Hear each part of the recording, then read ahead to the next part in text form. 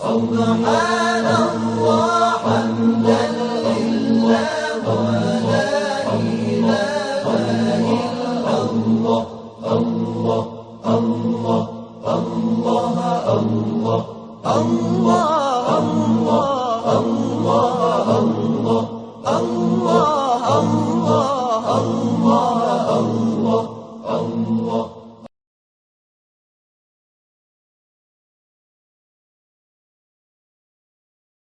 A'udzu billahi minasyaitonir rajim. Bismillahirrahmanirrahim. Alhamdulillahirabbil alamin. Wassalatu wassalamu ala rasulil azam Muhammadin sallallahu alaihi wa alihi wasallam wa ala ahli baitihi thayyibin tahirin. Aqulu lakum assalamu alaikum warahmatullahi wabarakatuh. Marilah kita bersyukur atas segala nikmat yang Allah berikan kepada kita. Semoga kita menjadi orang yang saleh, menjadi orang yang selalu mencari kebenaran dan tidak fanatik dengan apa yang kita fahami. Parameter kita adalah kebenaran. Apapun yang memiliki sifat kebenaran, maka kita akan menggapainya, kita akan mengambilnya. Kalau kita berbicara tentang kepemimpinan Al-Imam Ali bin Abi Thalib, maka kita akan mendapatkan berbagai argumen yang telah dikemukakan oleh mazhab Imamiyah. Pada kesempatan yang lalu kita telah menyebutkan argumen yang pertama, yaitu tentang ayat wilayah yang berbicara bahwa pemimpin umat itu hanya Allah, Rasul, dan Ali bin Abi Thalib.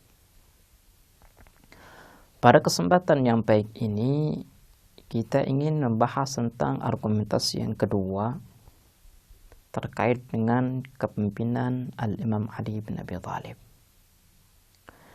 Karena penentuan seorang imam itu hanya milik Allah Subhanahu wa taala atau hak Allah Subhanahu wa taala, maka pembahasan penentuan imam itu harus pembahasan tekstual. Jadi tidak bisa kita membahasnya secara rasional karena berhubungan dengan seseorang. Dan kita sudah mengatakan bahwa penentuan seorang imam itu di luar kekuasaan manusia. Karena penentuan imam itu hanya hak Allah Subhanahu wa taala, makanya kita harus mencari teks-teks agama yang mengarah kepada penentuan seseorang menjadi imam. Dan kita mendapatkan satu teks Al-Qur'an, yaitu innama walikumullah wa rasuluhu walladzina amanu, sampai seterusnya.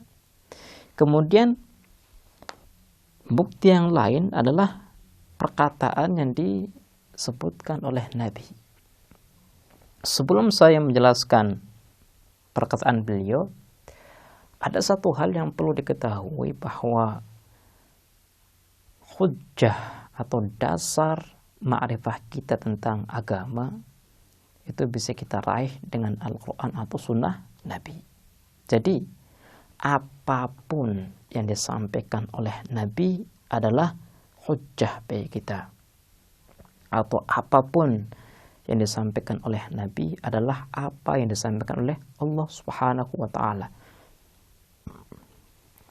Makanya Allah Subhanahu wa taala dalam satu ayat memerintahkan kita untuk mengambil apapun yang diperintahkan oleh Nabi, yang dibawa oleh Nabi, dan kita harus menjauhi apapun yang dilarang oleh Nabi. Kenapa? Karena apapun yang disampaikan oleh Nabi itu wahyu. Kalau wahyu berarti benar. Ada satu hadis perkataan Nabi Shallallahu Alaihi Wasallam yang terdapatkan di berbagai kitab hadis, baik Ahlus Sunnah wal Jamaah maupun mazhab Imamiyah. Suatu ketika Nabi ingin pergi perang. Di dalam sejarah disebutkan perang Tabuk. Karena di Madinah tidak ada orang yang menjaga warganya, maka Rasulullah Shallallahu Alaihi Wasallam menunjuk Ali bin Abi Thalib sebagai pengganti beliau untuk mengurusi perkara umat. Karena ketika rombongan Nabi pergi berperang dan tidak ada yang menjaga warga Madinah, boleh jadi musuh ini akan memanfaatkan kekosongan ini untuk menghancurkan Madinah. Ketika Madinah hancur, maka Rasul tidak memiliki satu pusat pemerintahan yang cocok. Makanya Rasul melihat harus ada seseorang yang menggantikan beliau, dan Rasul menunjuk Ali bin Abi Thalib. Kemudian karena Ali bin Abi Thalib itu tidak ikut dalam rombongan Rasul, orang-orang munafik menuduh Ali bin Abi Thalib sebagai orang yang tidak setia. Bagaimana mungkin Nabi, pemimpin umat Islam, mau berperang melawan musuh, Ali bin Abi Thalib tidak ikut membela beliau? Ini merupakan bentuk ketidaksetiaan dia kepada Nabi. Karena orang-orang munafik menuduh Ali bin Abi Thalib sebagai orang yang tidak setia, makanya Ali bin Abi Thalib langsung bertanya kepada Rasul, mengadu kepada Rasul tentang apa yang terjadi. Rasul berkata kepada Ali bin Abi Thalib, "Afala tarda ya Ali an takuna minni bimanzilati Harun min Musa illa annahu la nabiyya ba'di." Perhatikan, untuk bisa menepis perkataan orang-orang munafik, Rasul Shallallahu Alaihi Wasallam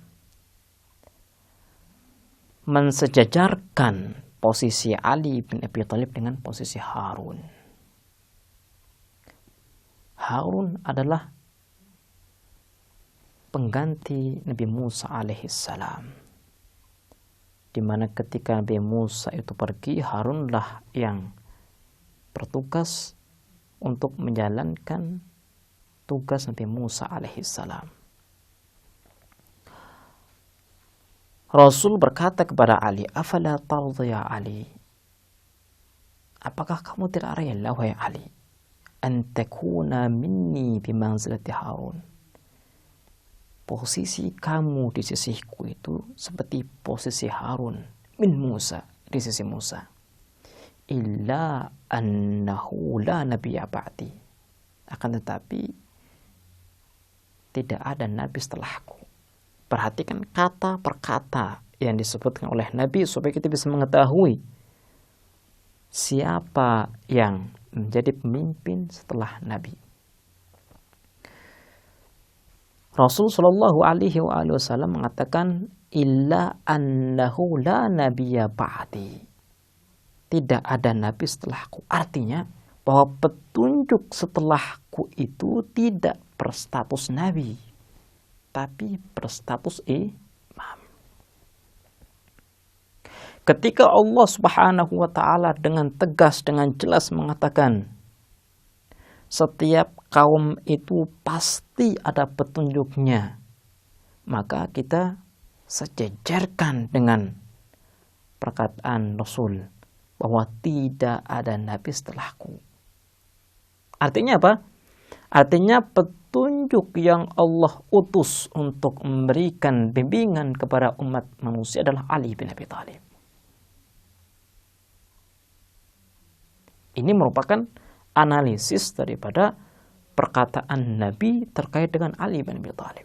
Kemudian ketika Nabi mensejajarkan posisi Ali dengan posisi Harun, artinya bahwa Ali itulah penggantiku.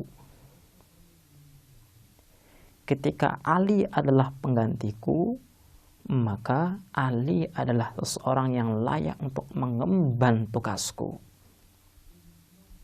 Afala tarda ya Ali an takuna minni bimanzilati Harun min Musa illa annahu la nabiyya ba'di. Mungkin akan timbul pertanyaan begini. Oke lah, dalam kasus ini Ali adalah pengganti Nabi. Tapi hal ini tidak membuktikan bahwa Ali itu pengganti sepeninggal Nabi. Tapi hal ini hanya membuktikan bahwa Ali itu pengganti Nabi ketika Rasul pergi ke perang Tabuk. Baiklah pemirsa, karena waktu kita sudah habis, insya Allah kita akan meneruskan analisis tentang hadis ini di kesempatan yang lain. Kita akhiri, wassalamualaikum warahmatullahi wabarakatuh.